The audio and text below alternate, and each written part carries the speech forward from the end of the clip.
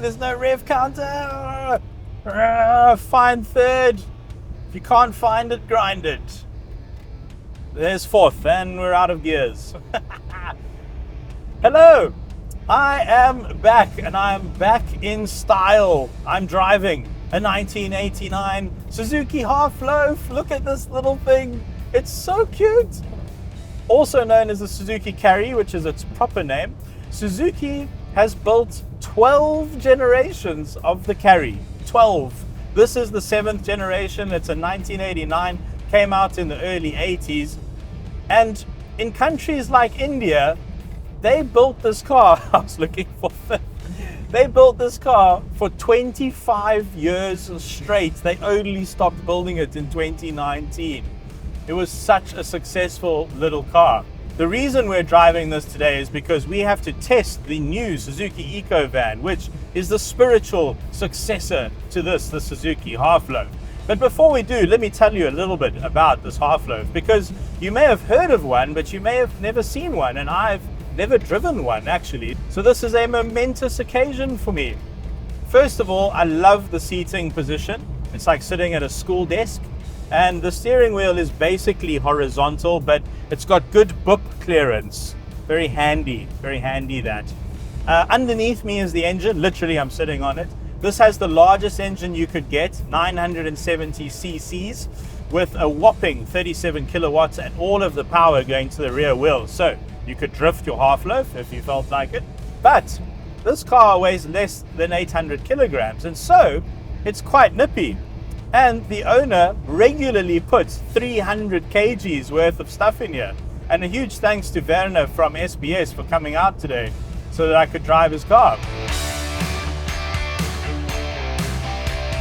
So there we go, a 34-year-old vehicle which still carries 300 kgs and nips around town running Werner's business.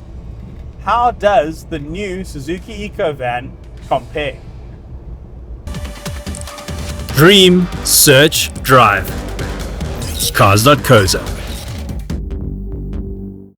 A lifetime guarantee on all repairs is a lifetime of sidestepping, tackling, and modeling your speedos happily. Budget, the official insurer of good South Africans.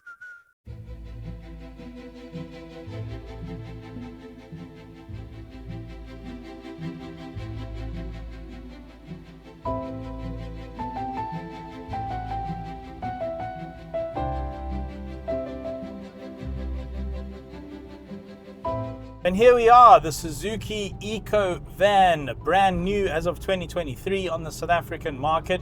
And let's answer the question, what is it? Well, that's a great question. It's a mid-engined, because I'm sitting on the engine, rear-wheel drive commercial vehicle panel van, maybe? Let's go with that. You don't get back seats. You can have any color as long as it's white, and you can have any engine you like as long as it's a 1.2 liter 4-cylinder petrol. Usually I would say under the bonnet is an engine, but it's actually under me this time. It's a 1.2 liter naturally aspirated, so no turbo, 4-cylinder petrol with power outputs of 59 kilowatts and 104 of newtons meters.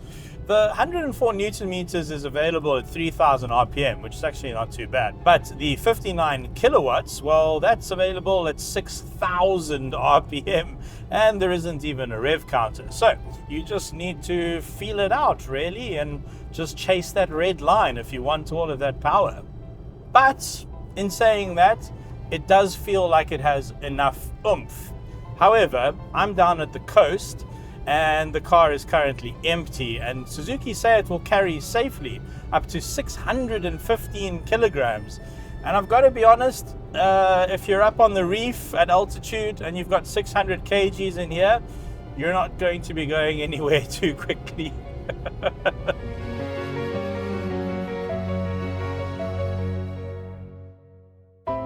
Interestingly, it is the same engine from the Swift. It's a very reliable little unit.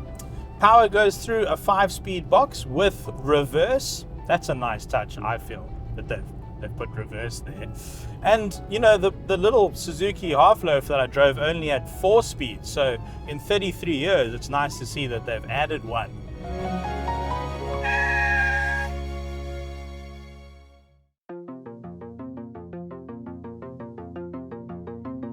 In terms of steering feel, well, there's no power steering, but the car is very light. In fact, the whole car only weighs under a ton. So it's actually not too bad. You don't miss it too much. In fact, I actually asked the guys, I asked the rest of the crew, I'm like, are we sure it doesn't have power steering? Because it sort of feels like it does.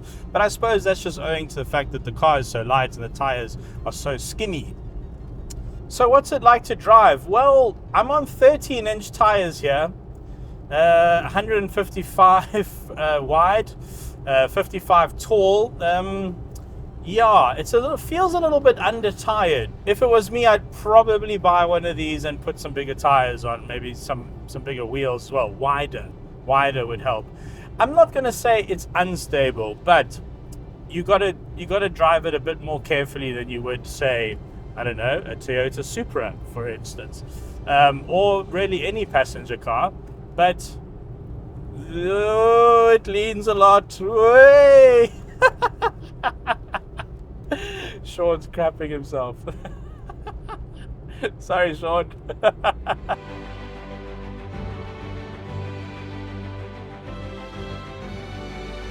Now, an area where the EECO van does impress, actually, is in terms of safety features. So, dual airbags, passenger and driver, EBD, electronic brake force distribution, ABS, and as well as that, ESP, electronic stability program, which I really wasn't expecting.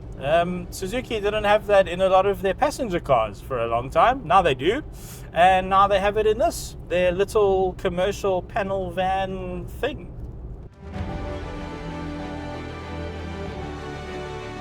Now, of course, fuel efficiency, very important these days. And this little EECO van, according to Suzuki, will consume 5.4 liters of petrol to go 100 kilometers. Now, I would like to confirm that for you, but it doesn't seem to have a readout anywhere telling you what you're consuming. So it could be consuming 5.4, it could not. It's anyone's guess. But you do get a pretty small fuel tank. It's 32 liters. So if you are at 5.4, that does mean you will get 600 Ks on a tank, but I do think that's pretty optimistic, especially if you're carrying big loads in the back.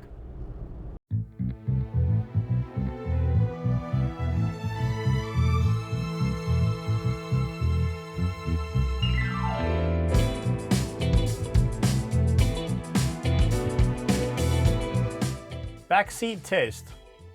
Not very comfortable, if I'm honest. There's no third safety belt and there's no ISOFIX child seat mounts. But you do get 2 sliding doors for ease of access. For added practicality, this panel over here and this netting thing can be completely removed.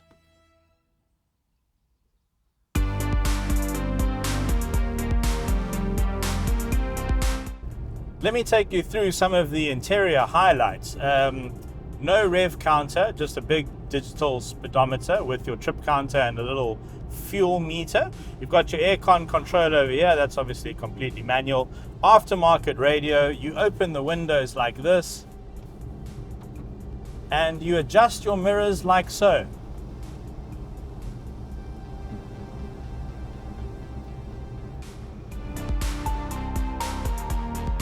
And that's the interior.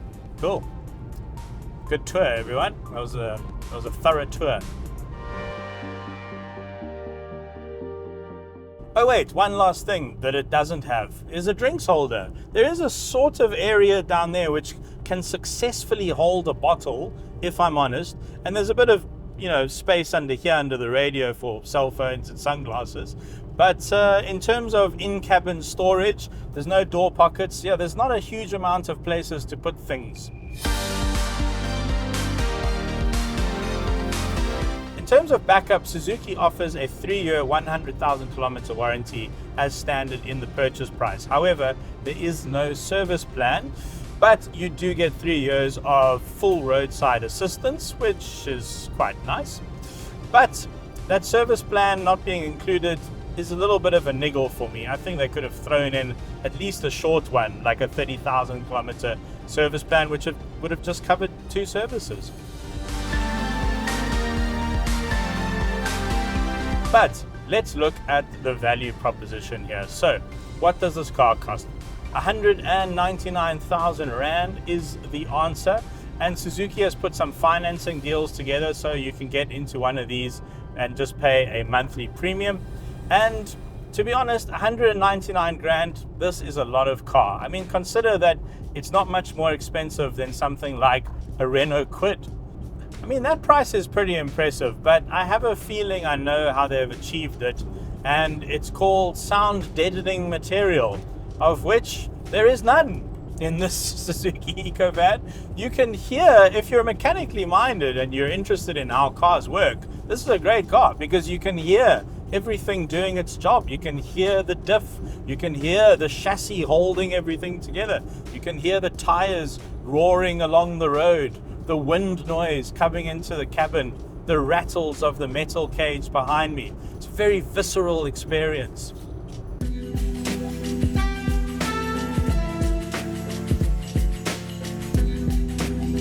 So you've got 200,000 Rand, you need a little commercial vehicle for your business. What should you buy? Well, it seems like the Nissan NP200 won't be around for much longer as a new car, but of course there's plenty on the used car market. And Suzuki does offer another option in its range. It's called the Super Carry, and that is the Bucky version of this. It comes in at 166,000 Rand, which is cool, but it has absolutely no safety features, so keep that in mind. And then I thought to myself, what can you get on the second-hand market? So I opened the Cars.co.za app. You'll find a link to download our app in the description below. And I went to used car search and I searched for the Hyundai H100 Bucky. Now that is a proper one-tonner, and for 200,000 Rand, you can get many of them. We've got over 200 on our site for you to choose from. However, you do get very high mileage examples around the 180, 200,000 kilometer mark, which, look, those things will probably go forever. They're pretty bulletproof if they're maintained. But do you really want to buy into a vehicle with 200,000 Ks? Not so sure. Although you do get a ton of carrying capacity, whereas here you only get 600 kgs.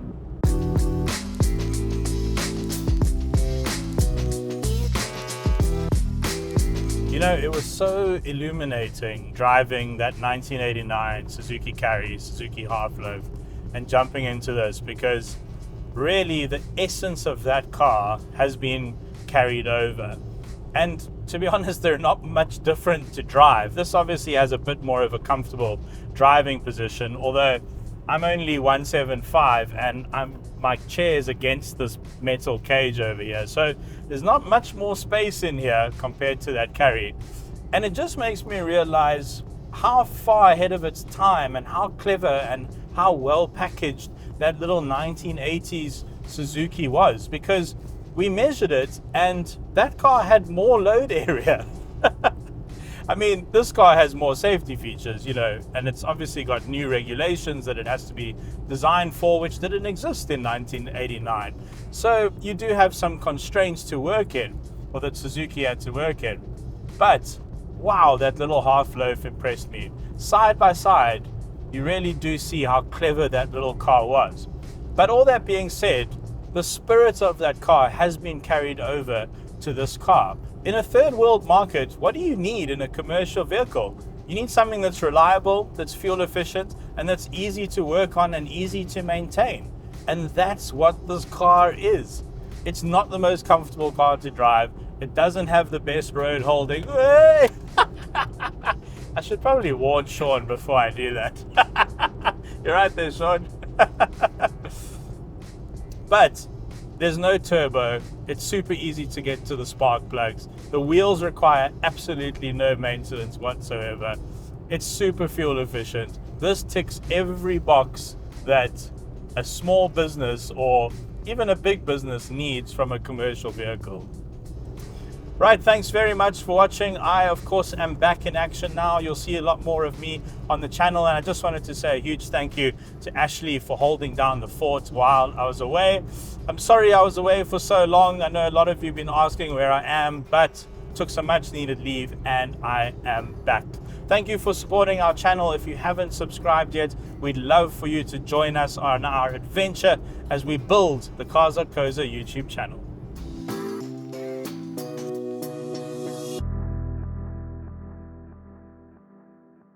Are you busy trying to decide between 2 cars, 3 cars, 4 cars, 5 cars, 6 cars, and getting absolutely lost in all of the specs and all of the different pricing? Well, we have an excellent compare tool on our main website and in our app for you to use. It's very detailed, it's very slick and quick and efficient, and I highly recommend it. I use it all the time when I'm doing research for our car shoots. So check it out. We'll put the link in the description below and tell us what you think. Tell us if it helped you out. Cars.co.za.